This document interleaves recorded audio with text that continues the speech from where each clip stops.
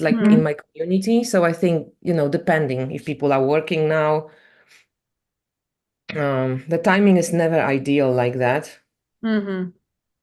YouTube. So I have to make this quiet. Trying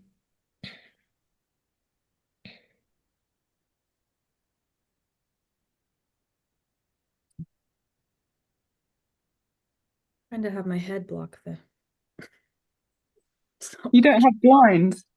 No. It's the opposite problem from what we have here. It is inundated with light. To send us some. Yeah, you're so bright. Here it's getting kind of dark, dark. Mm, Yeah. All right. We are live on YouTube now. okay. All right. Okay, we are live on YouTube, so I just make it quiet so we don't hear because it comes with delay, right? So it's going to be coming a little bit later. Hi, Rachel. Hi, Honey Lou. Okay, so we have a couple of people. Please let us know if you can hear us. Please, please, please. And girls, can you just say something so people can hear? Hi, Kasha. Thanks for having us. You can Hi. hear me okay? Yeah, we can hear you. Can you hear me? Is it good? Yes, yes, all Okay, good. lovely. Let us know, please. Rachel, can you hear us? And while we set this up, I think we'll be ready to go. Okay, they can hear us. Well done. Well done, us. So, official welcome. This is an inspired tarot map. This is a series I have on my channel I have had it for years now. And I always am drawn to artists and to people that create decks or create art or create something like that I find beautiful and that inspires me. And Rima, I have been following your art for like years. I've had some artwork from you, and my friend recently, like maybe 2 years ago, she sent me also another one of your artwork. So you on my wall. Oh, I'm honored. Thank you. And it's just when I saw that you guys have created an oracle deck, and since I'm in like divination community, thought like, oh my God, that's so interesting. Like I want to ask you questions and introduce you to my community. So hello everyone, and whoever will be rewatching also, welcome to you guys. So Rima and Sylvia, I'm going to give you a microphone. Please introduce yourselves just in case somebody from my community doesn't know you. And maybe I'm going to be like a teacher. Maybe start, and Sylvia, you'll go next, okay? Okay. Okay. Hi, everyone. And I'm really happy to be here. So I am speaking to you from Devon in the southwest of England, UK, and I am an artist. I've been an artist all my life. I'm a mother to two young kids, and my work really, it's very, very hard to describe it myself. Other people do it better.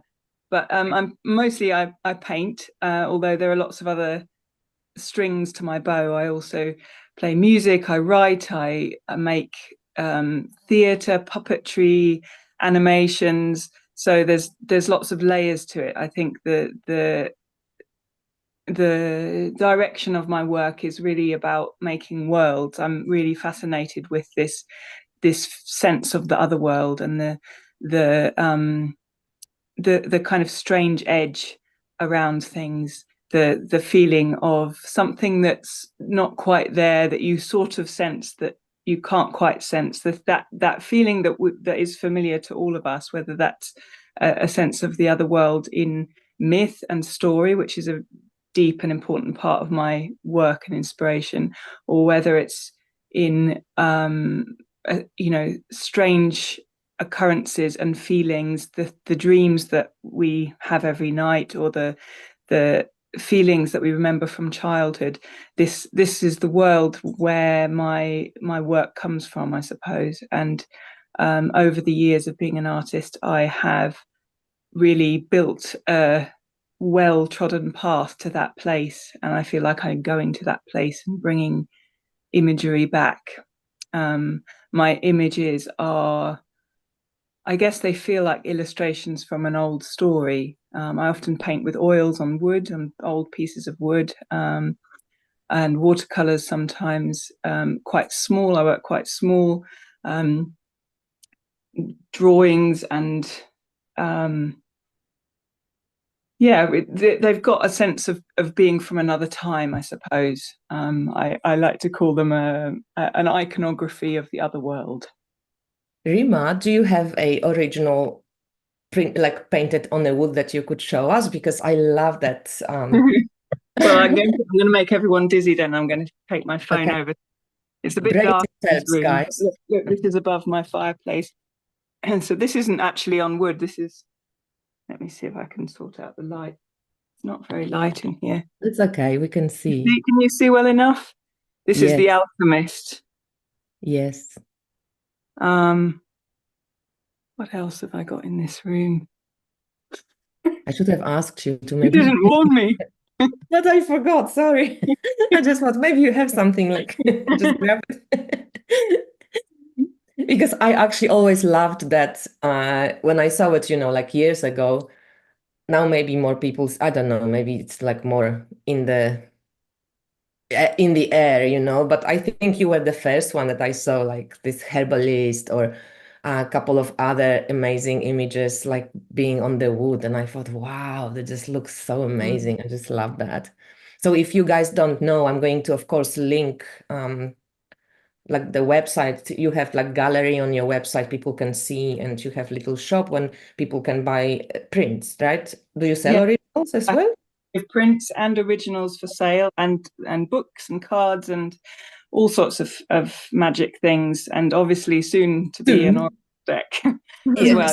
Going to have an oracle deck. That's really cool. When I heard it, I was like, oh my God, that's so cool. And Sylvia, could you just introduce yourself as well? So my name is Sylvia Linsteadt. It's wonderful to be here. I'm very honored and excited to have this conversation. And I'm a writer. I have been a writer since I was a little girl. That was the only thing I ever really wanted to do. So I've been writing stories since I was quite young.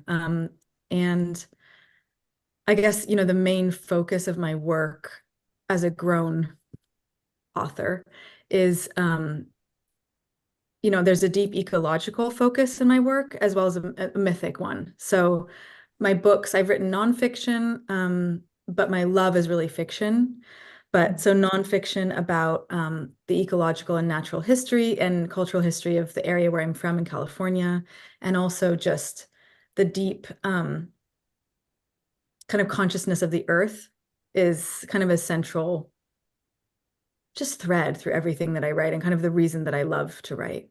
And one of the ways that that kind of consciousness comes through is in old stories, retellings of old stories, folk tales, fairy tales, myths, which I've been, drawn to since I was little.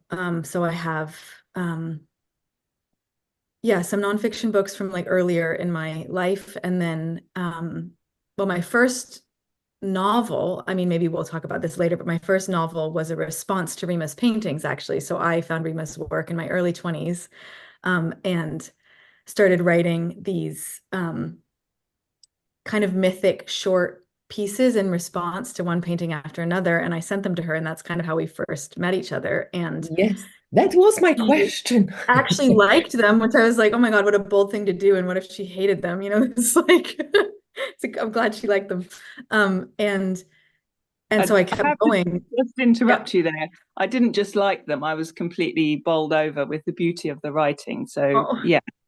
So I said, write more, write more. Yeah,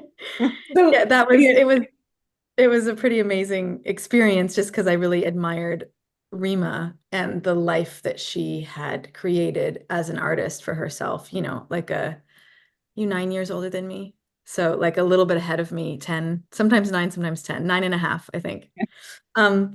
And so these short pieces, I realized that they started to actually speak to each other, and that they were kind of a novel in short stories. So that became the novel Tatterdemalion, which was my first published novel that we did together. And I've written for middle grade, kind of like ecological fantasy chapter books, and then also some books of short stories. One is Our Lady of the Dark Country, which is kind of retellings of pre-Hellenic Greek myths, like pre-patriarchal, pre-Hellenic focus in those stories. And then also a collection of poetry and short stories connected to my time living in Crete, the island of Crete. So there's a range of things. And yeah, I'm currently working on a novel set also in the Bronze Age. And wow. So, well, that's wonderful. So yeah, you did answer a little bit of okay. the next question, right? Because I thought like, how did you two meet? So now we know how you met. I mean, I don't know if this was the meeting, but I'm pretty sure from that moment when you have sent the writings to Rima, you guys stayed in touch and started working together. So one question that I didn't even think of, but like, what's your star signs? Like, do you know? Yes. I'm a Virgo. I'm a Pisces. Okay, all right. So yeah, oppositions, they always attract. Wonderful. Yes, we're a good balance. Yes. Yeah, good balance. So guys, like what's your personal connection to divination in general? Do you use tarot or oracle decks in your life? Is this something that you like find fascinating? Like how do you respond to that? Yes, I do. I use tarot a lot, and I have loved cards since I was a little girl too. I remember the first tarot deck I had was a Marseille deck, but I didn't know about reading the cards in the way that we traditionally think of it now. I think I've always had this fascination with old board games and magical devices and sort of talismanic objects that you wear on your body. This kind of personal folk magic has always been really key to my interest and my work. And so, yeah, my relationship with tarot, particularly tarot, I think also particularly fascinates me over other divination tools because it's their paintings, their imagery. It's imagery that is speaking in a soul language, and that's what I'm interested in doing in my work. So I sort of think of the way that I work as kind of divinatory, I suppose, in a way, that I make images that come from this archetypal world, that when people look at them, they have responses to them that are it wakes something up in them in a similar way that reading a divination tool like tarot would do, if you know what I mean. It sort of speaks to this unconscious part of them in a kind of dream language. So I'm really fascinated with that. And yeah, I wouldn't say that I'm it's just a sort of personal conversation that I have. So it's one of the ways that I speak to that place. Using various tarot, and obviously I loved I love collecting beautiful decks. That's what I wanted to ask. What's your favorite deck? She has a lot of decks. She does. Oh, yeah. Well, all these shelves are like, oh my lordy. Oh my gosh. Yeah, you win. Yeah. You win. I'm tarot maverick. Yes. Yes, but I've been collecting for years as well. But I was just curious. And do you have any favorites like you would pick for now, or do you use with more traditional Toff, Rider-Waite-Smith, like any? I don't know. That's hard to say. I like the old ones. And actually, well, we'll get onto this conversation, but actually, I'm really fascinated with, and I've wondered this all my life because I still may well make a tarot deck. It's been on my list of things to do, but it's a lot of paintings, 78 paintings. But I've always wondered what it would be like to work with my own imagery in this way. So yeah, as we will explain in a minute, this new relationship with the deck that we've made is actually pretty profound. So That is the deck that I'm using at the moment, the one that Yeah. we've made. So yeah, that is pretty mind blowing actually. Yeah. Mm. Okay. Thank you. How There's about many you? other artists that I could mention, but yeah, I'll go down a wormhole. Yeah, no, I'm glad that you have decks that you use it because I think you explained it really perfectly with the archetypal kind of worlds that yeah, that's why tarot is so fascinating because like it meets you where you are at, right? Like it's just Mm, like the images like I thought absolutely. of as like book of life and like everything is there and Hmm. the relationship you build with it. So like with art, yeah, it's amazing like that. And you, Sylvia, how about you? Yes.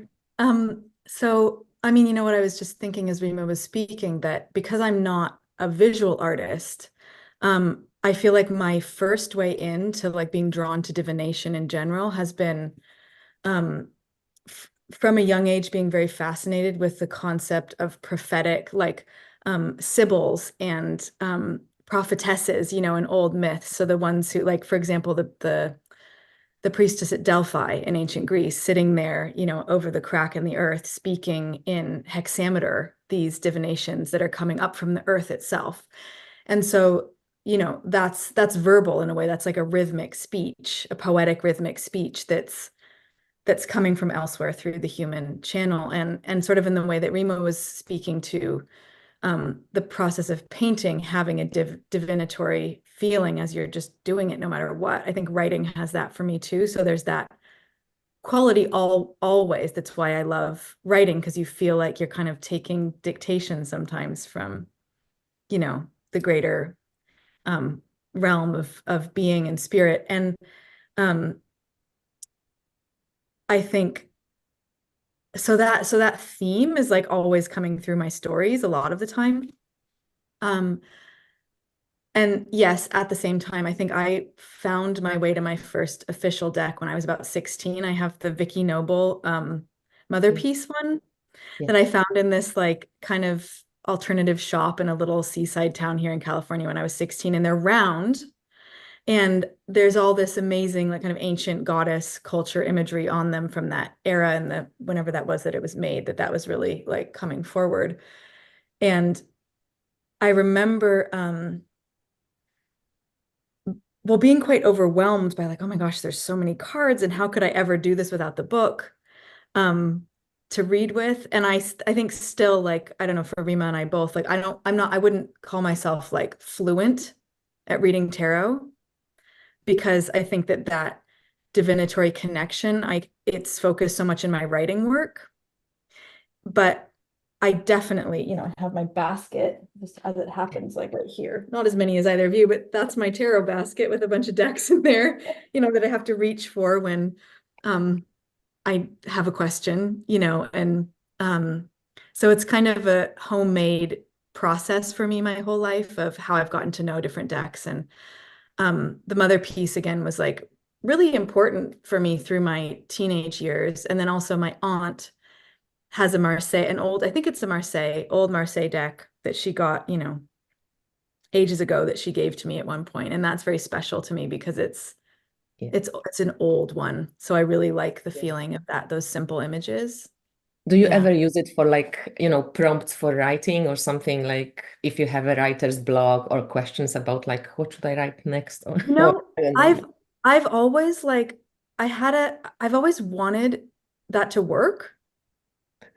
Ain't And I working? think like because it feels like, I was also thinking the journey of the major arcana and the minor arcana, there's such a like it's a story arc. It's so connected to a mythic story arc or the arc Yeah. of a fairy tale or just the journey in archetypal stories. So it feels like it should really be helpful. But I think that part of the reason it doesn't work so well for me is that each deck already carries so much story and energy, and each card does, that it's distracting because I Mm. feel like I'm almost feeling all the generations of use or layers of meaning that each card carries already from our collective. And so, yeah. I Okay. mean, maybe if I sat down with that intention, it would be different. But of course, I guess our Sooth kind of you know, Yeah, there's the also only time I've something really like done just it. to add to this that like maybe that will help you at some point. That you just react to the image without any preconception what it means. You know, you don't go for like the tarot meaning and the history of the tarot and like just like, Yeah, okay, today I see hermit as, I don't know, like, you know, an old guy I met in the shop and with a stick, you know, that just like totally visual without all this pressure in a sense of, yeah, the history and that's build a up. really good point. Yeah, Yeah. it'd be very Because interesting. sometimes it's just like, you know, what's the image saying to me today? And And tomorrow, forget. Hermit could be totally something different, you know? You can just go Mhm. with, oh, today, it's my lover. Mm. He I feels Mm. think old. some decks will be easier to do that with than others. I Yeah. think it depends very much on the artwork, on Yeah. the way the imagery sort of triggers your unconscious, you know, triggers Yes. that flow of ideas. And I think some artwork is just it so familiar and so embedded in its own archetype that you already know, if you already know the tarot very well, um, then it Hard to must get be away quite, from. yeah, hard to get away from. But other artworks that where they've changed it so much, it might be easier.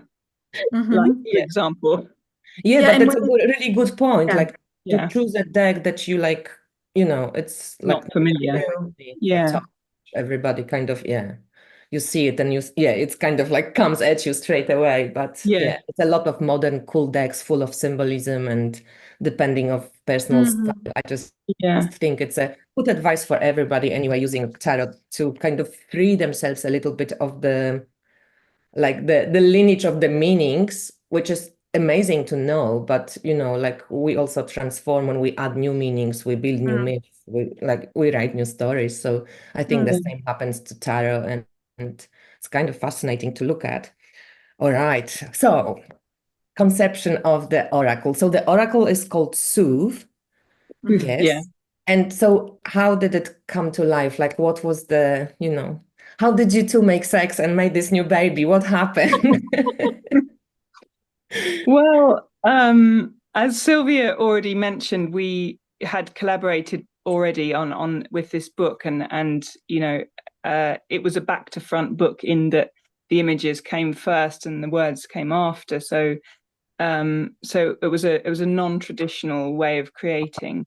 And in the process that Sylvia talked about already of us meeting worlds, you know, of us discovering each other's work, we realized, and then finally we met when Sylvia came over to the UK, and we realized slowly that our worlds were very kin, that they were sort of alongside each other, that the kind of archetypal place that I go to when I create, and the place that Sylvia goes, they definitely speak to each other already, and so it was well suited, this collaboration.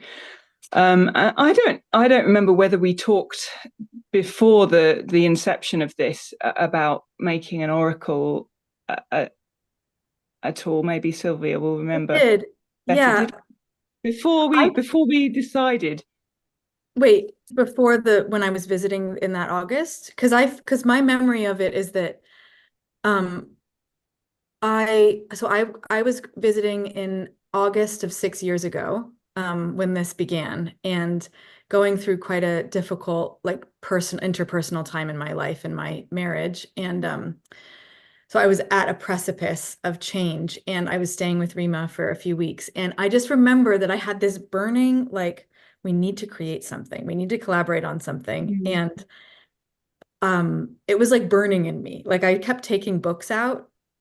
I don't know if I think, I mean, we were both in that, but I think I was like, no, let's sit down and like do something. And then we started bringing the books and talking about um, almanacs and divination tools kind of at the same time, like feeling like, Yeah. okay, we were sitting in the garden. I remember feeling something that wanted to come through, but it was very intuitive how we did it. Just like opening up books, looking at words, etymologies, like what does this even want to be? It was so open at that time. Like, was it going to be some kind of magical almanac of seasons and stars, or was it going to be, we just And then suddenly we came upon the word soothsayer, I think, in a book of etymology, because Rima has an amazing library in general and lots of like histories of words and such things.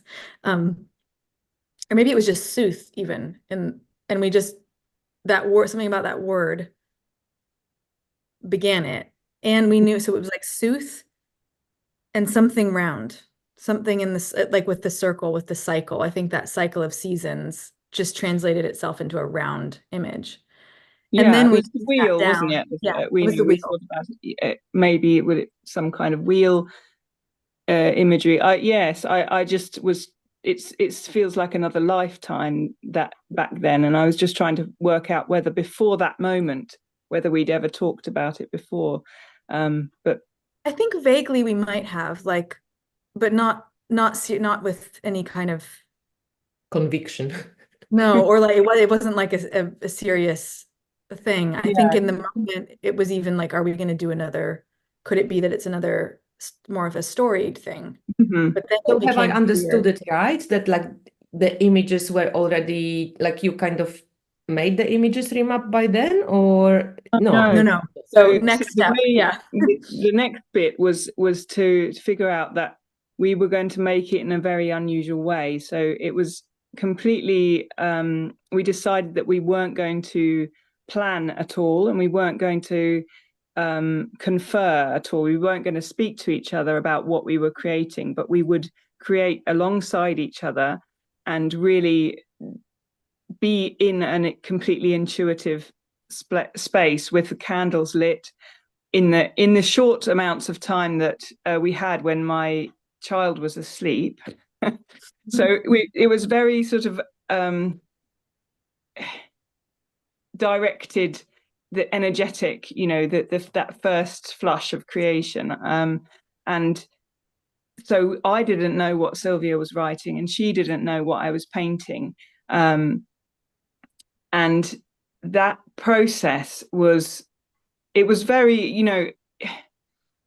it's sort of the complete opposite of a really slow, measured design process where you brainstorm and you plan the sort of images that you want. None of that happened.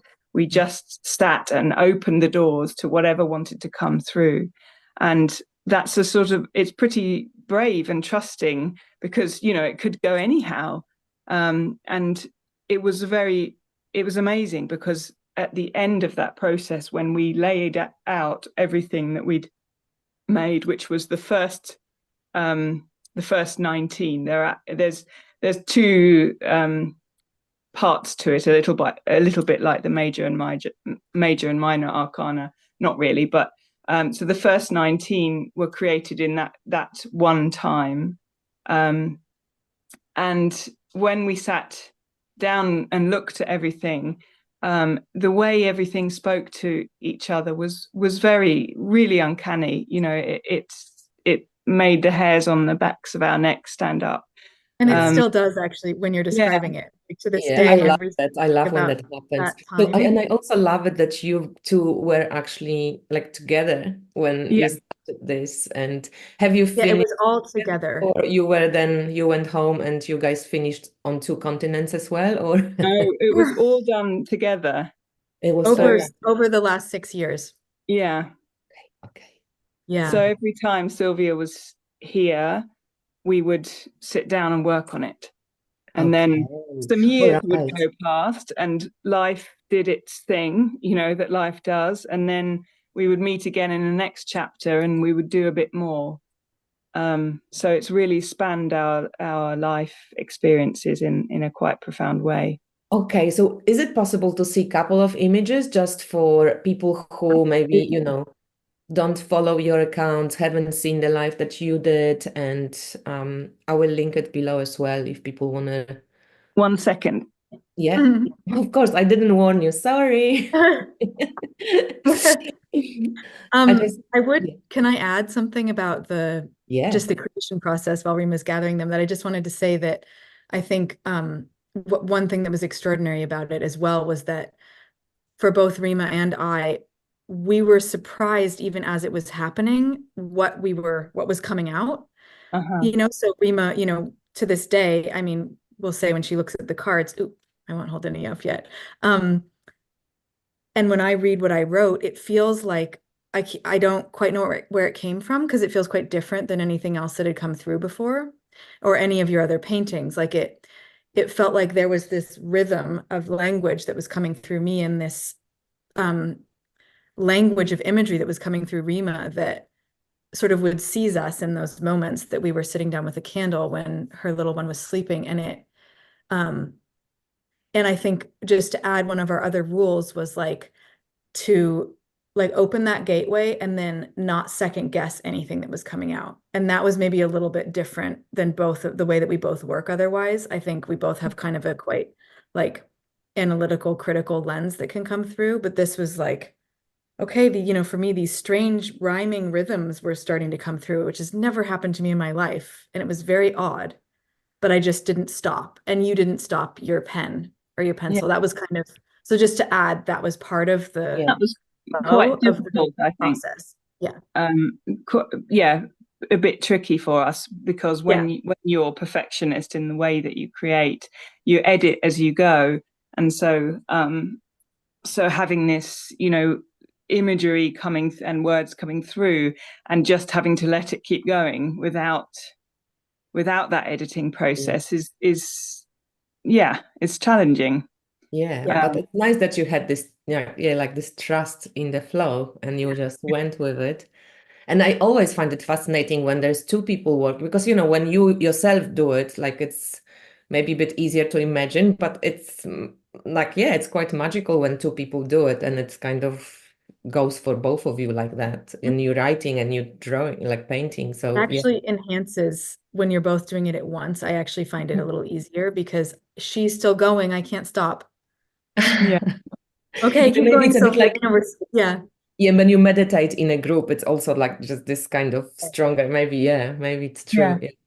Yeah. All right, Rima, I'm going to spotlight Yeah. you then, and Oh my goodness. please show Okay, us a couple of so images. I'm going to hold the cards up to the screen one by one. Which ones shall I show you? All of them, or Maybe no, maybe just pick 5. Venusian number came to mind. okay. Or 8. 5 or 8.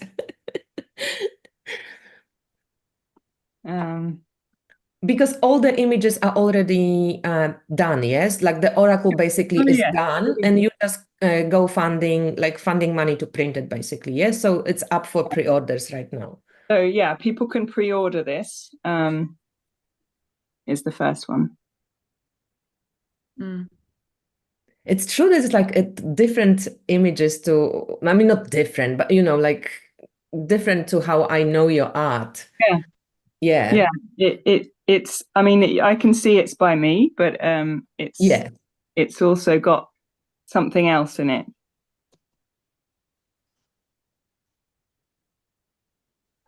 Beautiful. And will the cards have any like keywords or anything like this on them? Or No. it will be all in the book? No, In the book, it'll all be in the book so that you can find which card is which with their names. and the image, there'll be the images of them in the book, so you can quickly find. Yeah. Yeah. So there'll be a little page of contents with all the imagery. Oh, my friend Sherry would love the horse ones. I love that horse one. I love this one too. This one, yeah. Yeah. So the two parts, because I watched your life as well. So the two parts is the how do you call them? Not the grandmothers, the Ladies. So there Our are lady. 19 cards with the red edge. This is just a prototype I'm showing you. It'll be much about this size in reality, but with slightly wider borders. These ones have a reddish edge, and these ones, the Our Ladies, have a blue edge. And there's 9. I just thought she's on the motorbike. Sorry, show her again. she's not on a motorbike. Harley Davidson, I'm coming. Awesome. It's an ancient lyre. It's a lyre. Yes, ancient Greek. You see that suits a liar. Yes. You think I'm on a motorbike. No, Yeah, so they're the Our Ladies, and then we've also actually, those are the houses, right? Is that what we said? Yeah, the And the houses. ways. So the Yeah, 9 houses or 9 temples, and then 19 ways. yeah. That's kind of how we're differentiating them by name. Hmm.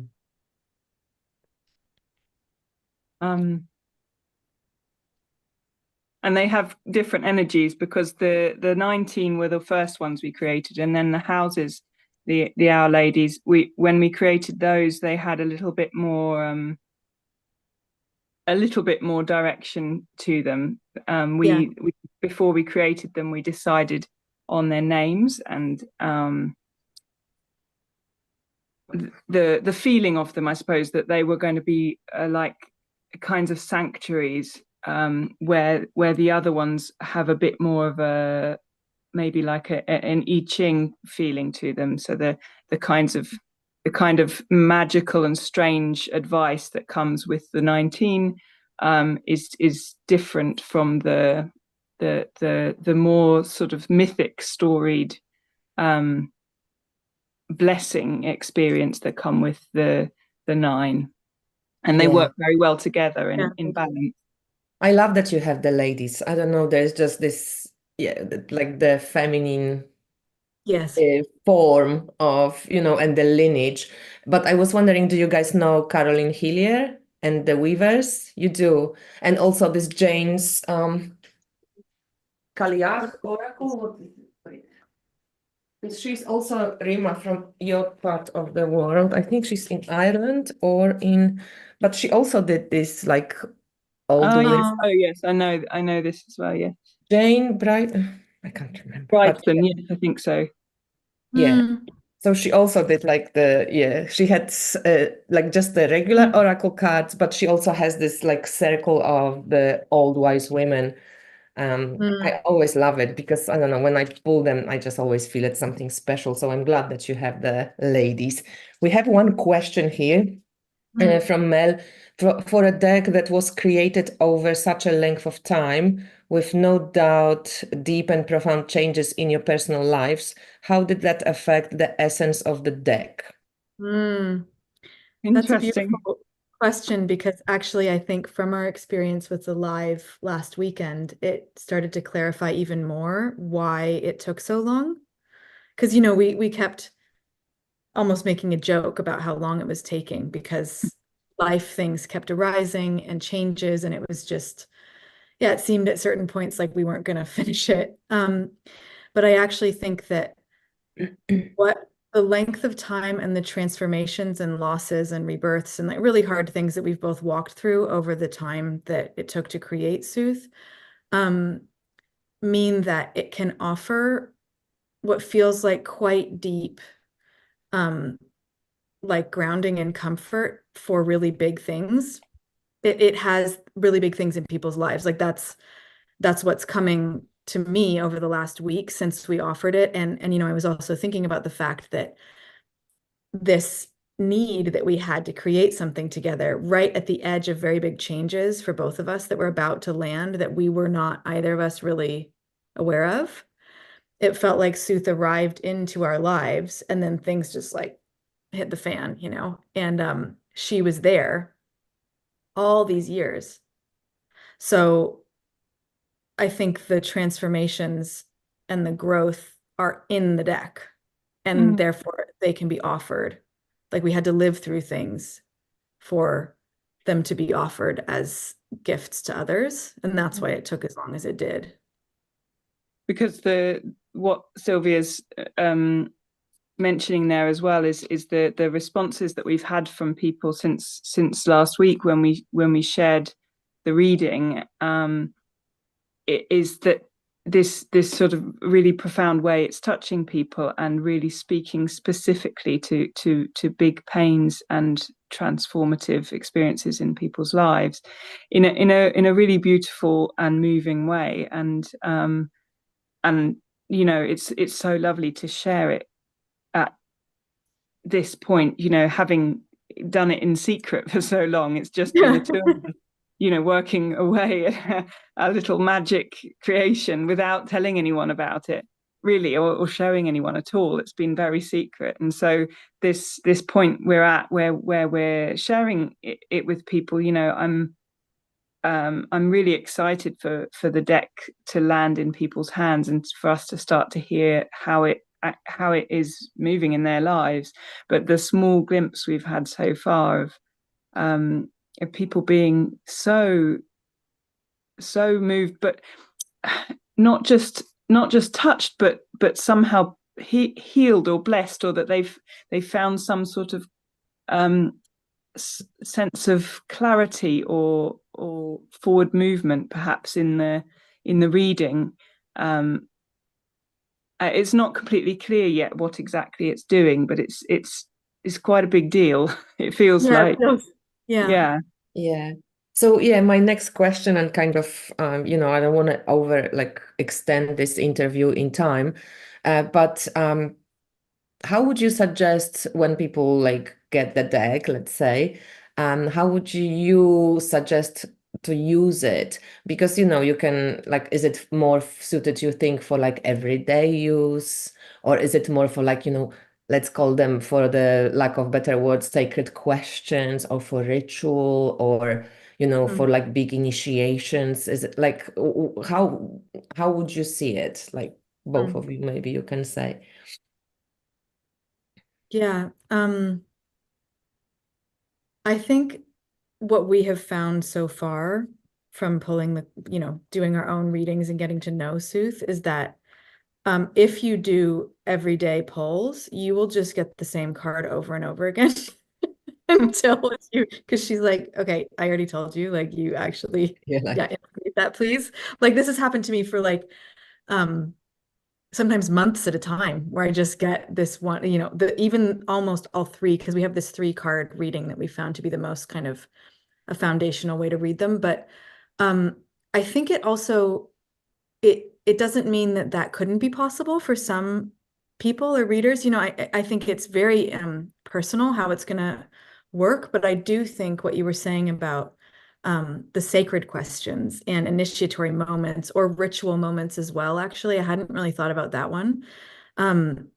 Sooth provides something so grounding and multi-layered, I would say, that it's actually very beautiful ways to use this deck would be in particularly special moments where you want a bigger answer that's almost like a bird's eye view, in a way. Although, as I say that, she can feel very specific too. So, but I would lean toward the bigger moments. One doesn't exclude the other, but I think you're explaining it really well. Yeah. I feel like it's very high protein. So that's a good way to say it. It's like you find you don't want to read it every day, because the answers that you get are quite expansive, like you say, in that kind of bird's eye view. But it feels like you're on your journey through the woods in the folk tale of your own life, and you've stopped off to you've knocked on the door of a crone who lives in the forest, and you're asking her advice. And she's really no nonsense with her answers. She has this specificity. She's very on the nail with the answer, but at the same time it's expansive and wide. So it's quite hard to describe. Yeah. But it's always very kind. Yeah, because sorry. Yeah, go. Yeah, no, just this kindness as well that pervades it as well. Is lovely. And it's really, I mean, I know every deck has its own personality and its own feel, but this one is certainly not like any other deck I've come across. Yeah, I just wanted to add that, if you went to an Oracle of Delphi or something, they wouldn't tell you something specific, I don't know, on Wednesday at 12 you will meet a stranger and you get married. You'd be very allegorical Yeah, Mm. like cryptic. Metaphorical, mythical Yeah. answers when you're like, what the fuck does it mean? Like it's And going then to you be have to, blue. yeah. Yeah, and then you have to like mull over it. And I think these oracles, like Weaver's oracles, or like if you pull them daily, it's way too much. Like I pull Mhm. like one Weaver for a year, one a month or something. Like it's Mhm. just too big of an energy to even like chew on, unless you Mm. really superficial. That's fine too. Why not? Sometimes it may be just shape that you need for a day or something. But I think Yeah. if you want to really go deeper, then probably I think it would suit itself well from what I saw, because it's not one of those very like day to day, I Yeah. mean, you can again, but yeah. The other And thing I would add, though, also is that there's an element of creativity, which I think we will learn more about once people start to use it. And we've in the book or encourage people also to use their own intuitive and creative faculties to work with it. So they may pull one card and have some kind of creative response to that that's very non-left brain. And once people start doing that, who knows what kind of tool it will end up being for people. Yeah, so I'm excited to learn. yeah. Do you think it would be a good idea to pull one card for this live show, and maybe Sylvia, you can read Sure. from Yeah. the book, because that's going to come, just to be technical, because in Tarot community we like technicalities. It's going to come with a companion book that's going to be like a separate, it's not going to be on the back on the cards or something, like, no, No. it's going to be a book and a Yeah, deck. Yeah. Nice there'll be little a book book and a set. Yeah. with And a with nice bag. 28 round cards about this size in a little bag with the book. Yeah. Okay. So maybe, do you guys maybe want to share anything that I haven't asked, or if anybody else has any questions, anything else, then please ask. Otherwise, I think I've done. I asked all my questions, unless you want to share anything else, or maybe let's share at the end before we pull, like where people can find them. I'm going to link below, but maybe just explain like what's going on in the like production with the Oracle right now, because you can't go to the shop and buy it. Like Yeah. maybe just say what's going on. So the deck is, all the work is done. The writing and the imagery is all done. We just need the money to print it. So that's why we are raising the money through Indiegogo crowdfunder, which is doing well, but we need it to keep going so that we can reach our target. So all of these ways of spreading the word amongst people who love oracles is really, really great. So you can find us. My website is rimastains.com, and Sylvia is sylviavlinsteadt.com. I think you're going to Victor Linsteadt. Yeah. to. Oh, sorry. Yeah, I will link them below anyway, Okay, cool. so people can just click if But they yeah, I mean, want to yeah. find you. And then you can, The direct Indiegogo link is probably just the best way there. Exactly. For the deck that's itself. Yeah. the link to find the Yeah. the fundraiser. And I can't also think for of anything anyone else. who appreciates, your work, like please share this interview with your friends, or, just so people can find out about it and the Indiegogo can gather momentum, because Yes. yeah, like, supporting creative people, I think, and exchanging that type of energy when we can like all share and speak about things that I think are worth really, being birthed and manifested. It's like I really would love to help with that as well. Thank you. So Should I just add, though? I just wanted to add sure. about the Indiegogo. Oh, is there a question? Just to add that it's a 60-day campaign, and we are on I think we're on like 29. So we have 29 to go. So, and we're about 56% funded, which is amazing. So just so people have a timeline, because once, we hit day 60, hopefully we've reached 100%, and then we will immediately, as quickly as the printer, as it can happen, we'll start printing. So that. Okay, so one more question, Yeah. Sylvia. Yeah. Because you are in the States, Rima is in the UK, I'm in Europe. I hate quotation marks, but like I stopped doing Kickstarters just because of the fees, because most of them are coming from the US.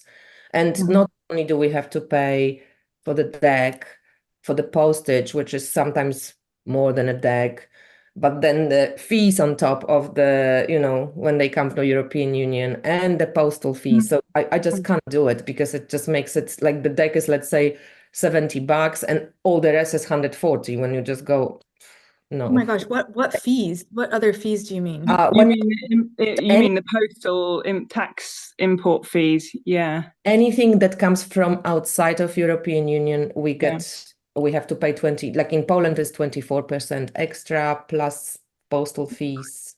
So yeah. So I'm wondering, because I think in your life you said that like you, Sylvia, would be sending the US part of the decks, right? So people from US, because you guys are not used to this. So you always like, I'm thinking in Europe, guys, welcome to the real world. And we hate having to like For some reason, $40 of postage. yeah, if a deck is made in Europe, US people go, postage Never is mind. Yeah. oh God, like Yeah, so they're going to be printed in the UK, and yeah, as you just said, we're going to ship half of those out to Sylvia in a big box, and she'll do the shipping, the US shipping, and I will handle the UK, Europe, and well, yeah, we're going to figure out how we divide up the rest of the world. okay. Just depending on postage costs, really.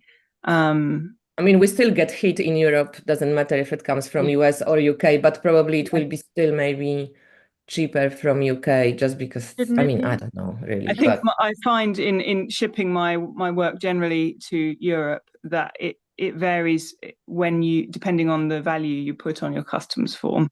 True. Yeah. So, yeah. Exactly. We'll do our best to make yeah. I'm just like it's totally true because often I get decks sent for a review and like it's a gift, but guys, like people can't write a sample or a commercial sample because they won't let it into like they just send it back. So they have to write gift, which it is a gift, and just put a low value, and then I have no problem because it's true. Nobody lies here, but yeah, it's just became so annoying. Anyway, I'm glad that you can do, you can do it like both ways because I think it's just much more comfortable for people to get it like in the US, much faster and not to wait and I already have a system of shipping to worldwide, but into the EU zone. So hopefully it'll be smooth. Yeah, I also will get in touch maybe with, I don't know, Rima, if you know, in there's a divination shop called Wootique in London, and I just sent her the link to the interview because no, I don't know that. She stocks different indie decks. Maybe she would like. Yeah, that would be fantastic. Thank you. Stock as well in her shop. I let her know. All right. So if there is no other questions, and there is no other questions, maybe we can. Yes. Should we pull for us? Yes. Do we want to do a lady or a 19? Maybe we can do one lady and one. Okay. Start with lady. Okay. Yeah. One of each. All right. Let me divide them up into the two. I actually have mine here. Shall I pull a lady and you pull one of the 19? Yeah. Okay. Tell me what it is, and then I can hold it up while you're reading. Yeah, you hold it up. Okay. So I think, Sylvia, you can hold it up maybe because your light is better. But I can't read at the same time. Well, maybe I can. Actually, I Hang on. I have two hands. Turn the light on. No, you're good. You turn the light on for just holding the card up. Yeah. Okay. So let me pull it first. Okay. I'll just.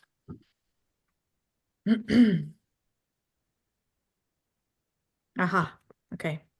Is that too much? I'll hold her for now. Which is it? Our Lady of the Amber Loom. Here we go. I've got her. Oh, cool. You've got her right on top. How did that happen? Just meant to be. Yes. And you know what? I just pulled her the other day. She's okay. So Our Lady of the Amber Loom.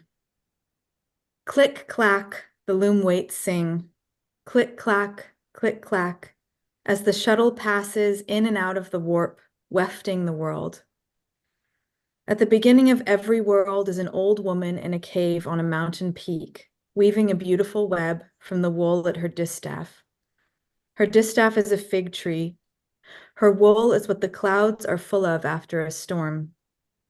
Her hands are all she needs to warp, to weft, to make the threads of time. Every story known to her people is in her breast. Every possible path, every journey over the 7 mountains, beyond the thrice ninth kingdom, following a ball of golden thread given to the seeker to find the one he loves, to find the one she lost. You have followed the sound of her weaving all the way up the mountain, all the way to her cave, to the sanctuary of Our Lady of the Amber Loom. It is a shallow cave, whitewashed, bathed in sun. The floors and walls are covered in folds of her one unending tapestry. She stands in the center, weaving at a loom whose posts are made of amber. The loom is Jurassic. It rested at the bottom of the Baltic Sea long before a human voice spoke. Click, clack, sing the loom weights, holding down the threads, making a veil of them, the veil beyond which destinies cannot be seen, but they can be felt. Every beginning and every end is in her weaving. Cosmogony, apocalypse, cosmogony again. Kings and queens, fools and seers, merchants and healers, beggars and lepers and knights, the maiden and the crone, the peasant and the princess, the fisherman and the mermaid, the hunter and the swan woman, the girl who married a bear, the childless, the bereft, the lost, the abandoned, the orphaned, the graceless, the miserly, the downcast, the bitter, the lonely, the cruel, the utterly pure. The weft ripples like water under moonlight. Nothing is fixed, and yet all stories are held in the amber beams of her loom.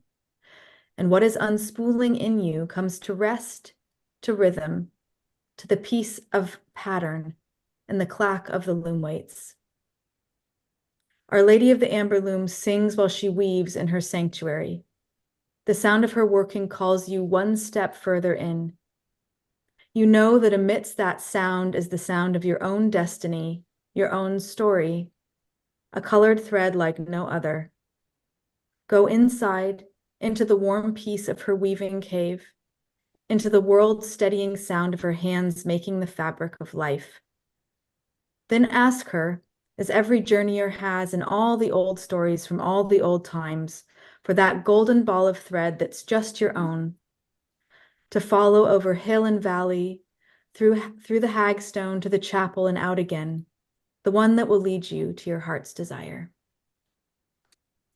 Beautiful. Yes, she is. Thank you, Sylvia. Mm. Oh, Oh. can go to sleep now. So what's the other one? So this is the amber loom. Okay, so I will pull one from the 19.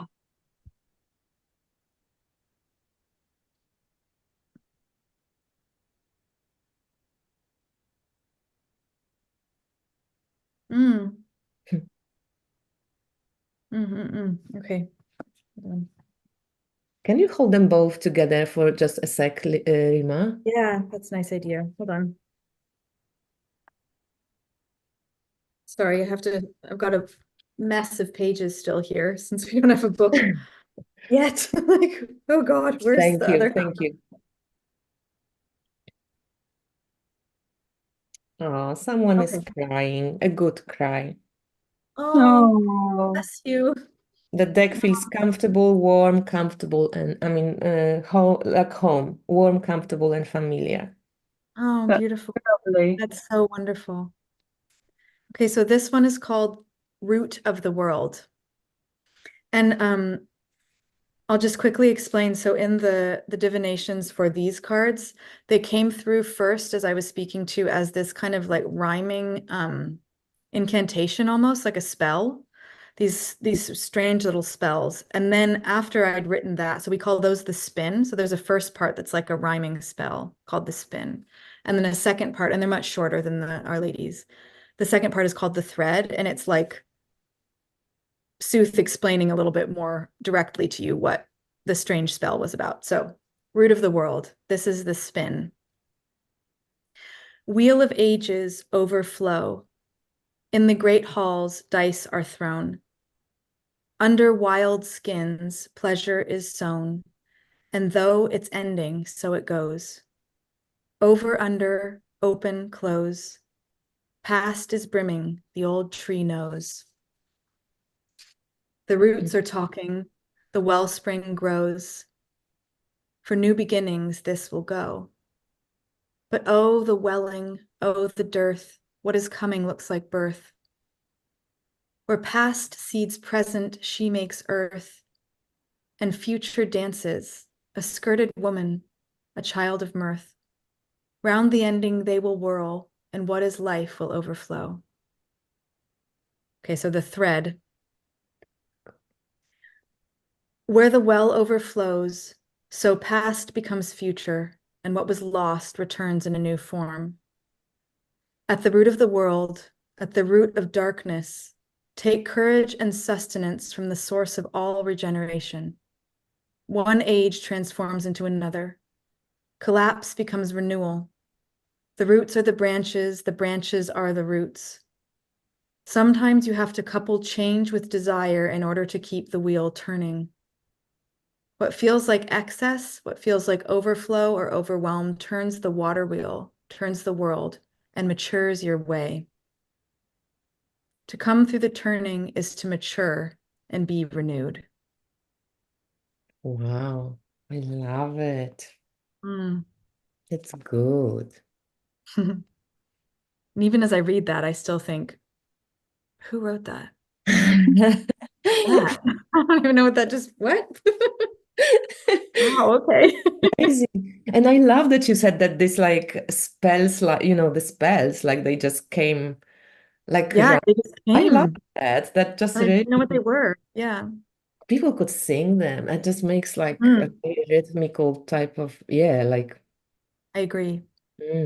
Yeah, I think we both keep feeling that when we see our work and read the cards every again and again and again. It's like, who made this?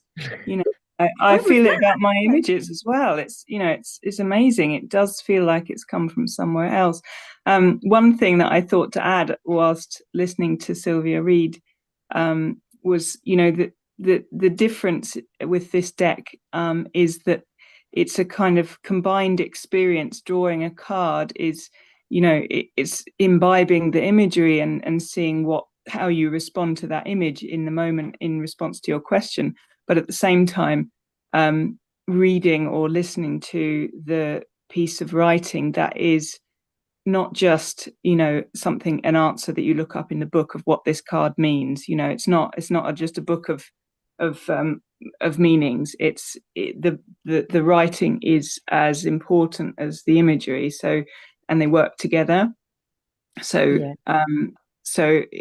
You're, as people will have just experienced, you're entered into this world through the storytelling of it, both the words and the images, and that I think creates a different feeling to maybe how people are used to reading decks. But even, I had the sense of like when you read out the Our Lady, it was much more mythical and much more like a story than the other one was actually quite like practical and quite Yeah. like kind of not do this, but Mm-hmm. beautiful writing and like poetic, but still it was very clear to me. Yeah. Whereas a lady, she's like expects you to fucking like sit with it, and like think about it. Like it's Yeah. not like here on the plate. You Mm-hmm. understand every word, you're like, okay, I've got to like mull over Yeah. it. Interesting Yeah. juxtaposition. At least that's how I experience this. And Yeah. the, I think the, the reading map that we've come up with of the 3 cards, the idea is that the Our Lady is at the top of the 3, and that you pull 2 of the other cards, and that they represent the way in and the way on from her sanctuary. So the 3 of them work together, and that something of the energy in each of those 19 cards tells you something new about where you are on your journey and what has brought you to this point and what you're taking away and onwards. Or what you might that need you said way in and onwards. Yeah. way on and not way out. Yeah, way on. Yeah. Really cool. Yeah. Oh, and I just wanted to add about the way that the writing and the paintings both hold their divinatory energy, like on their own and then together. And is again another thing. I think what Rima was saying before about people having a creative response just the minute that you pull a card, there's like we are going to find out what creativity comes forth from people as they use them. But I actually think they have a beautiful potential to be inspiration points, kind of like what you asked at the beginning of my writing, for writing, and then like to sit and write with this without knowing the reading even, and just see what comes. And then just as an example, this is the top of my deck. And then on the flip side, I hadn't thought about this before, but it just occurred to me as Rima was speaking, with the writing, there's a lot of potential for visual creativity to come from that for people. And so they're just beautiful creative prompts as well. And I think that's part of our hope with the cards, is that they are like little ember sparks for the creative hearths of everybody's creative fire, because that's where they came from in us. And they seem to want to offer that as well. Yeah. That sounds beautiful. And also as a like tarot reader, I could add, like when you see them visually, like you, Rima, put the 2 together, the Our Lady and the other one from the other pile, like people also can, like kind of create new shapes or see what repeats itself in the cards, the colors, how they flow, or, like kind of go and create maybe a new story. Exactly. Visually or, right? Sometimes there are symbols that echo when you do a reading, and you notice that, I mean, this happens in the tarot readings as well, isn't it? That you notice there are repeated symbols, and the way that the cards talk to each other tells you something extra about your question as well. And these synchronicities are really important, I think, to like notice, because you might take it like, oh, it's this one again, but like, it's this one again. Like, it's important. Yeah. I don't know if anybody has anything else to add. Okay, another one. If number 19 has a significance, like it was an accident. So there are 19 cards here and 9 in the other, but interestingly, though both of those numbers have been important in my date of birth is the 19th of the 9th. Actually, but that's total accident. Actually, God, I didn't even ever think about that. Those numbers, nines and 19s have come like this through my life since I was born. Special numbers for both for me too, but the 19 was on purpose. I think I've always been obsessed with that number, 19. Was it on purpose, or did we just stop? Maybe we just stopped and it was 19, and I was like, that's how come you were obsessed with 19? Like, why 19? Because 19, I remember reading when I was young that well, there was something about, this was like when I was probably 10 or 11, that I read about the Celtic Druid initiations, that it took 19 years. This was like, I don't know where I read this, but this is the first place it came, that it took 19 years for the full like training. And then the reason for that was then even more interesting to me, which was because it takes 19 years. This description had to do with the moon. It takes 19 years for the moon to return to exactly the same stage on the same day, like to return exactly. There's a word for that 19-year cycle, and I forget what it is, but it is Saros cycle. I think it has to do with like the nodes of the moon and eclipses. Also, they travel within like this 19-year cycle. So it was this, and I just always found that something. It felt like an old lunar magic that was mostly obscured to me that I couldn't even quite like understand astronomically, but I've always held that number. And so the 19, I think that's why we paused there. And then the 9 was just for both of us, I think a lucky number and a magical number for so many reasons, a powerful number. And but we didn't realize when you add 19 and 9 together, you get 28-day cycle of the moon. So True. Nice. Yeah, I love how that works. That's cool. Yeah. I think It for feels me, like I've always been drawn to the numbers that are not round and exact. And, there's something, isn't there, about the 9? Well, for me, it seems to keep repeating in my life, being sort of embedded in my date of birth. So, yeah. Yeah, It's and it's interesting when you think of tarot, that's the Hermit, and because not Hermit is connected to the sign of Virgo, yeah. and then the Pisces would be with the moon, so that's also interesting, and you have that opposition of that's cool. Never even thought of that. that's very cool. Yeah. Well, speak to a tarot reader, and Yeah, we're in the right place. Yeah. an astrologer, so yeah, we can like mix it all together. Yeah, that's cool. Okay, so if there is no other questions, thank you so much for coming over, and I'm really excited for the deck, and I hope whoever watches this and hasn't backed it yet, please do. And if you know anyone who would like this type of oracle, please share it. And I will link every information, like the link to the Indiegogo and the link to Rima's and Sylvia's websites and social media, down below in the description. Thank you so much. Thank you everyone who was here live, and thank you to all the rewatchers. Oh, Thank you so much. so It was lovely to be here, Kasia. Thank you for having us. It's Yes, thank you so really, much. And it's really, just a pleasure. yeah, good Yeah. magic. So And thank you, and 28, 19, 9 may bless us and everybody. See you Thank guys. you. Thank you. I'm going to just switch off the YouTube.